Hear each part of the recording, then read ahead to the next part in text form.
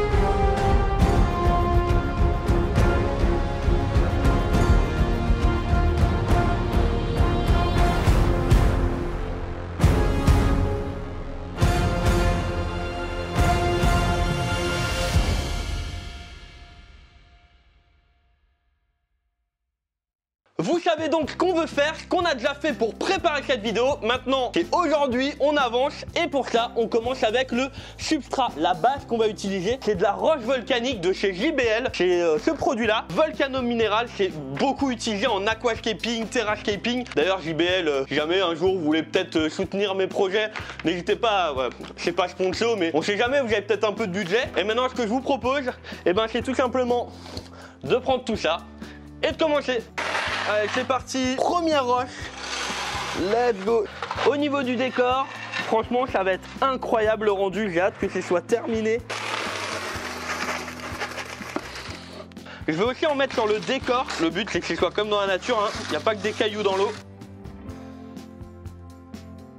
Alors dedans, on va installer 4 types de plantes différentes. Des plantes qui vont être tout le temps hors de l'eau, comme par exemple cette fougère. Ensuite, on va prendre l'exemple des spathiphyllum, c'est cette plante-là, où elles vont avoir les pieds totalement dans l'eau, mais par contre, les feuilles, elles, vont être hors de l'eau. Donc en fait, elles sont semi-aquatiques, si vous voulez. Petite anecdote sur la spathiphyllum, quand j'étais soigneur animalier, j'en avais une dans un bac qui faisait 1500 litres. Là, elle fait 40-60 cm. J'en avais une qui faisait plus d'1,20 m avec des racines gigantesques qui allaient dans tout l'aquarium. Donc ce sera peut-être le cas dans quelques mois dans le paludarium, où ça va commencer à se promener partout. Là, faudra que je taille quoi. Les deux autres types de plantes qui restent, c'est les broméliacées. Celles-ci, elles sont épiphytes, on va venir les fixer sur des branches. Et les cladophora, ça c'est des plantes totalement aquatiques. On va les mettre totalement dans l'eau. Alors avant de mettre les plantes, à l'intérieur, on va y mettre de l'eau osmosée. Et si vous posez la question, c'est quoi de l'eau osmosée? C'est de l'eau dans laquelle on a enlevé le calcaire et tout. Et si vous posez la question de pourquoi on met de l'eau osmosée, c'est parce qu'on va mettre une vaporisation automatique. Et si on met de l'eau du robinet, vu que chez nous, l'eau elle est un peu calcaire, dans quelques jours, toutes les bûches de la vaporisation seront bouchées. Comme vous savez, les trucs de douche là qui sont tout le temps bouchés parce que dedans, il y a du calcaire. Et c'est exactement pareil. Donc on met de l'eau osmosée, comme ça on n'a pas de traces sur les vitres et ça évite d'abîmer notre vaporisateur. Et si tu te poses la question de pourquoi je mets l'eau avant de mettre les plantes, c'est parce qu'en fonction de la hauteur d'eau qu'on va avoir, on va plus ou moins mettre des plantes aquatiques ou non. Ouh.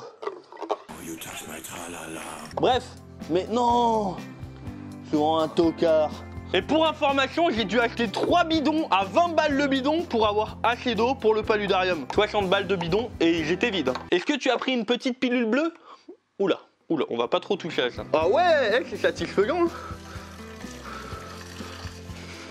C'est parti pour 10 minutes. 12 seconds later. Eh, tu sais quoi, Tu vas voir si ça va pas couler vite. Voilà, c'est un peu plus rapide comme ça. C'est aussi pour ça qu'il faut pas d'abord mettre les plantes, parce que sinon tu les butes. Bidon numéro 2.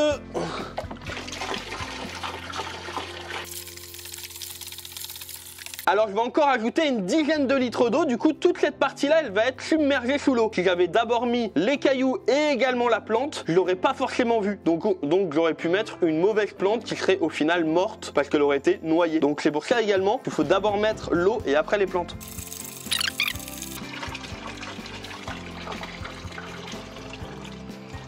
Je viens d'installer le filtre interne. Le but bien évidemment c'est filtrer l'eau, donc il faudra régulièrement que je le nettoie. Parce que les grenouilles, c'est quand même un peu dégueulasse, mais également de créer un mouvement dans l'eau, comme dans la nature, et surtout pour éviter que l'eau elle stagne complètement et qu'ensuite il y ait des odeurs ou ce genre de problème. Tout est prêt maintenant pour accueillir les premières plantes. On va commencer avec les spathiphyllum, vous vous souvenez, les grandes là. On commence avec ça, et bah c'est parti. Hein. Je vais enlever le c'est parti, j'ai déjà dit 20 fois dans la vidéo. Allez, go. Faut que j'arrête avec ce allez-go putain. Bref, toutes les plantes. Et je voulais dire go, et du coup j'ai pas fini avec la bonne intonation. Putain, les épiphytes comme les broméliacées.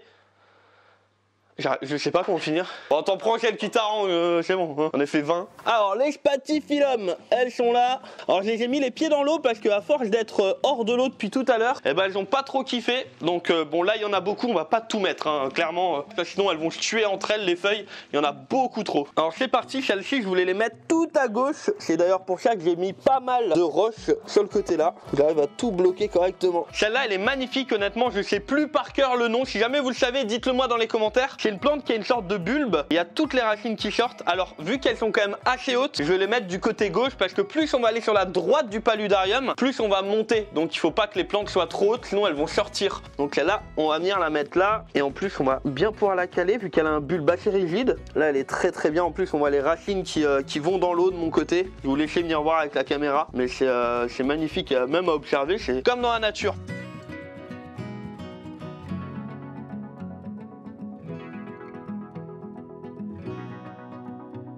Maintenant, on va mettre une petite Anubia nana. Ça, c'est une plante aquatique. Hop, on va enlever toute la laine de roche qu'il y a autour du pied. Ça, elle l'utilise pour que ça prenne racine et garder l'humidité. L'avantage de cette plante, c'est qu'elle peut être épiphyte ou dans l'eau. Ce qui est important, c'est que la partie, le corps de la plante, la grosse partie, ne soit pas sous terre ou sous un substrat. Sinon, là, elle meurt. Donc là, on va venir la placer à l'intérieur de la racine que j'ai rajoutée. Ça va être trop joli.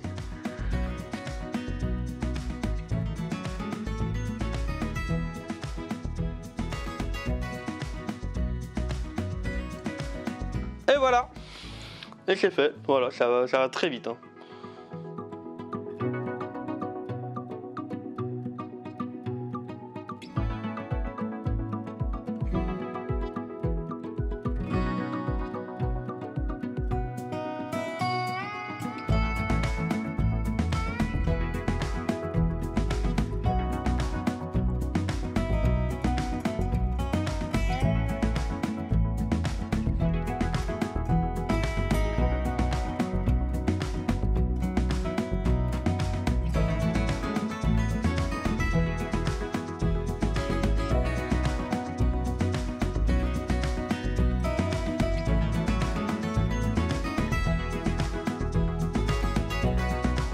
En fait, je mets pas mal de mousse au pied des plantes parce que ça va permettre de garder l'humidité et également de faire un apport nutritif. Dans les mousses, il y a des nutriments également parce que sinon elles seraient pas là. Et donc le fait de les mettre au pied de pas mal de plantes, on va déjà structurer la plante, la racine, on va leur apporter des nutriments et en plus de ça, visuellement, c'est aussi joli, donc c'est pour ça que j'aime bien.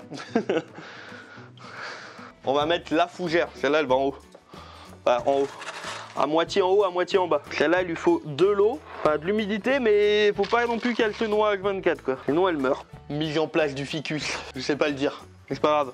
Lui il va partir en cacahuète dans tout le palu. C'est tout ce qu'il faut savoir.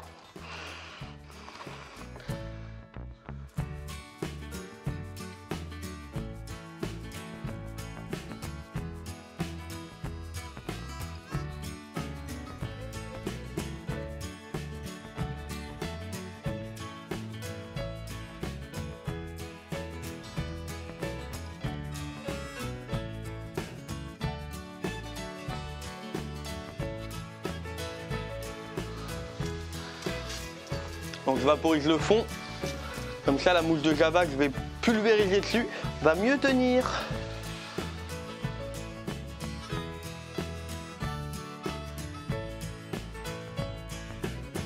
C'est le moment de la tradition de chaque vidéo paludarium où je jette de la mousse de Java partout. On verra bien ce que ça donne. Après, faut être patient, hein, juste quelques années et c'est bon, hein, vraiment pas grand chose.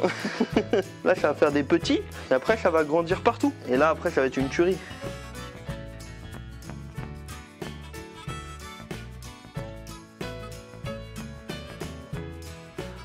Ça fait 4 heures, 5 heures qu'on n'arrête pas. On est en fond depuis tout à l'heure pour le décor et tout. Le rendu commence à être vraiment cool. Ça fait des semaines qu'on bosse sur le projet et qu'on a envie de vous produire un contenu de qualité. Mais là, ça fait 5 heures non-stop, vraiment les mains dans l'eau et tout. Ça commence à être long. Ça y est, c'est fait, toutes les plantes sont en place, mais il reste une chose très importante à faire. Effectivement, si on veut que le paludarium reste en vie, enfin plutôt les plantes à l'intérieur, il ne faut pas oublier la vaporisation et pour ça, on a le Super Rain. Super Rain en fait, c'est comme ça que ça s'appelle.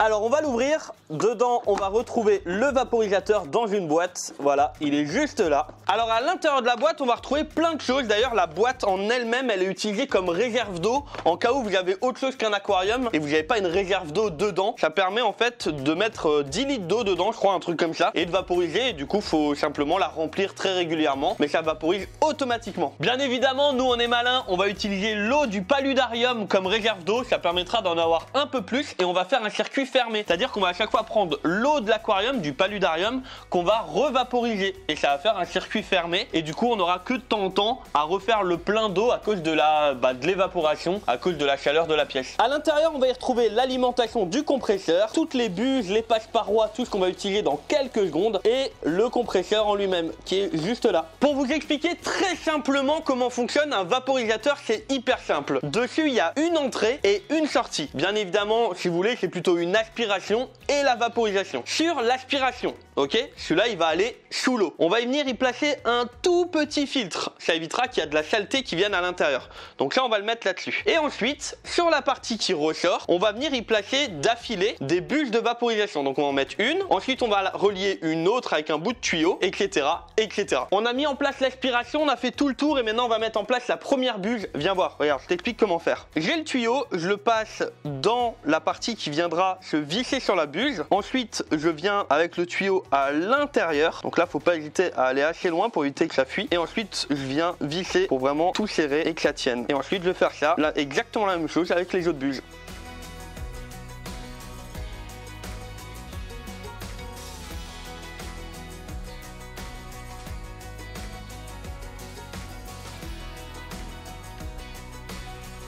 La vaporisation est totalement en place, on a tout mis, tout est nickel, aspiration, vaporisation, tout est fait. Maintenant c'est l'heure du rendu final, mais avant ça, rejoignez mon Instagram pour découvrir toutes les photos du tournage. Et croyez-moi, vous avez bien rigolé et aussi des vidéos et des photos exclusives. Je te laisse exploser la barre des likes, mais des commentaires, tout ce qu'il faut. Moi je te retrouve 2 fois par mois, le vendredi à 18 h pour une nouvelle vidéo. C'était Luc de chez Blefaris, let's go!